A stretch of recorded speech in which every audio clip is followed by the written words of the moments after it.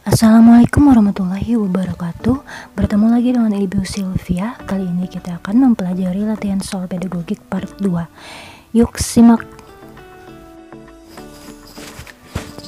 Oke, soal yang pertama, soal nomor 1 dimulai dari nomor 6. Berikut ini yang tidak termasuk implikasi teori belajar behaviorisme dalam pembelajaran adalah: A.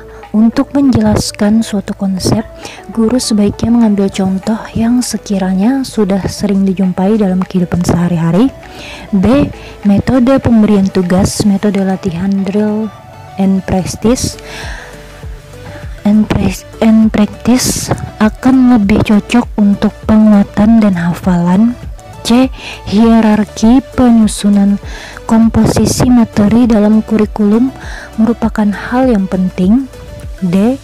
Penguasaan materi yang lebih sukar sebagai akibat untuk dapat menguasai materi yang lebih mudah. Ayo, apa jawabannya? Berikut pembahasannya, yaitu teori belajar behaviorisme memiliki implikasi dalam pembelajaran sebagai berikut. A. Untuk menjelaskan suatu konsep, guru sebaiknya mengambil contoh yang sekiranya sudah sering dijumpai dalam kehidupan sehari-hari. B. Metode pemberian tugas, metode latihan drill and practice akan lebih cocok untuk penguatan dan hafalan.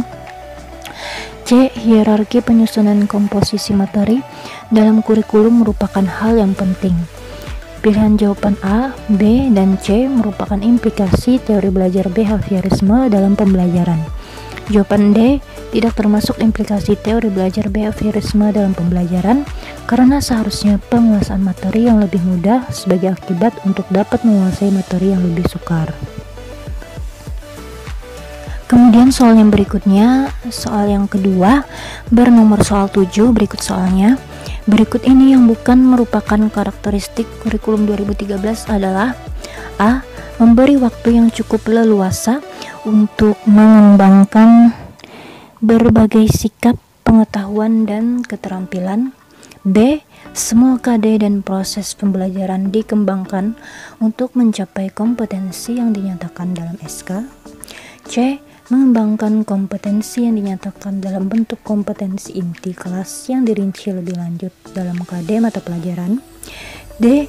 Mengembangkan KD berdasar pada prinsip akumulatif, saling memperkuat dan memperkaya antar mata pelajaran dan jenjang pendidikan. Mari kita bahas bersama. Berikut penjelasannya. Karakteristik kurikulum 2013 adalah sebagai berikut. Ada 6. Yang pertama, mengembangkan keseimbangan antara sikap spiritual dan sosial, pengetahuan dan keterampilan, serta menerapkannya dalam berbagai situasi di sekolah dan masyarakat.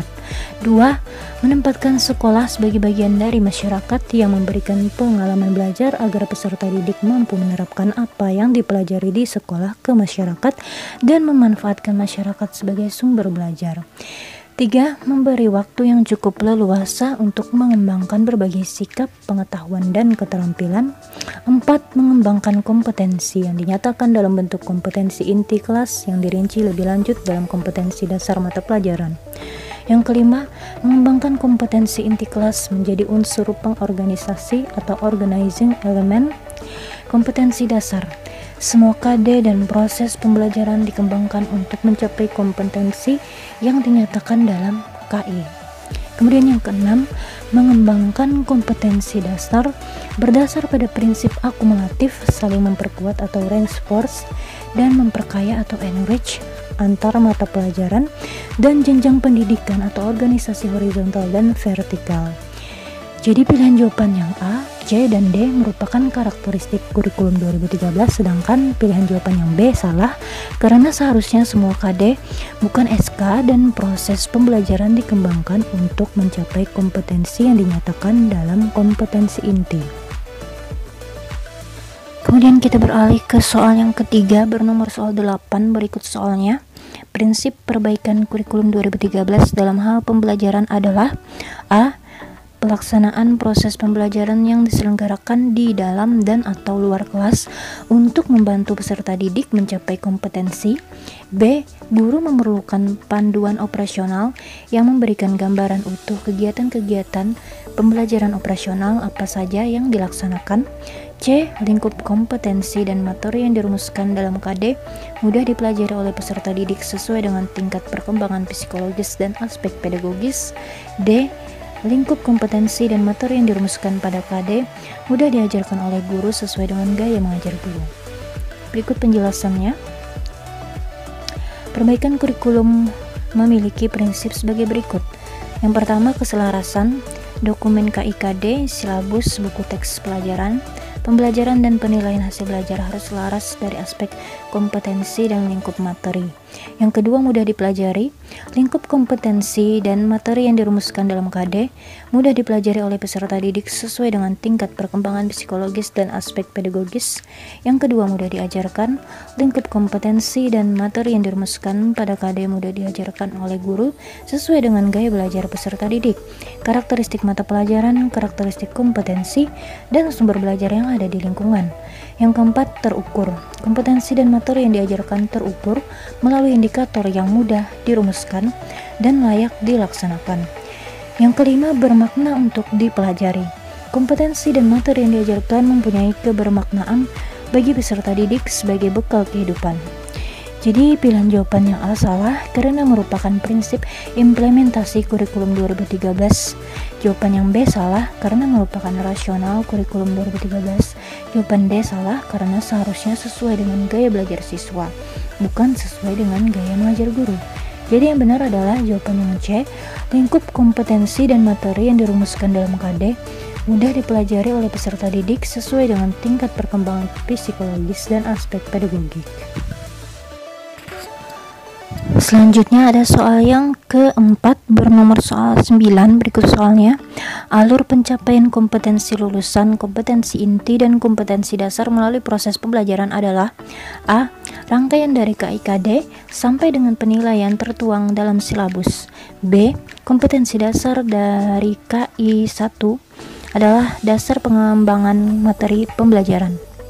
C. Kompetensi inti KI 3 dan KI 4 memberikan arah tingkat kompetensi pengetahuan dan keterampilan minimal. D.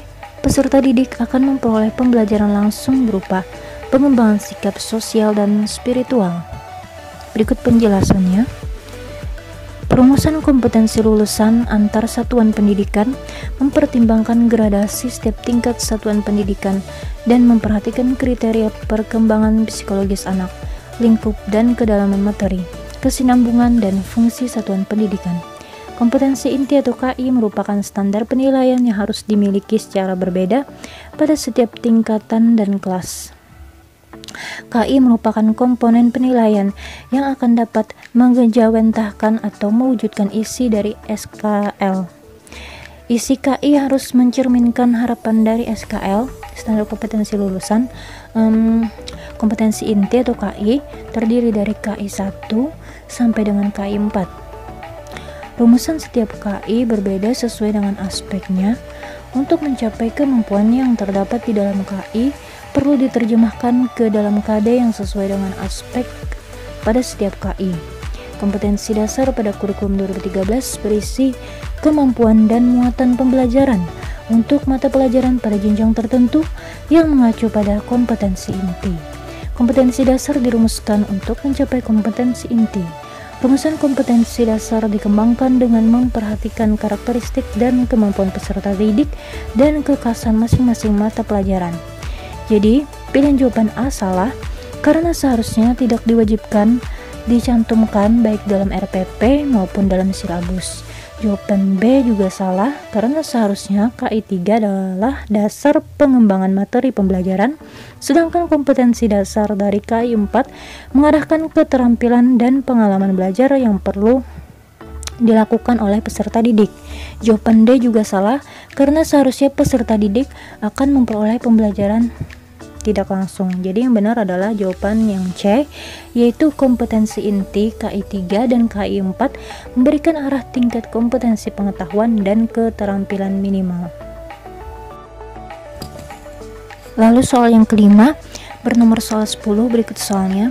Berikut ini yang tidak termasuk ke dalam fungsi indikator pencapaian kompetensi adalah pedoman dalam A. Mengembangkan materi pembelajaran, B. Mendesain kegiatan pembelajaran, C. Mengembangkan bahan ajar, D. Dalam mengorganisasi KD.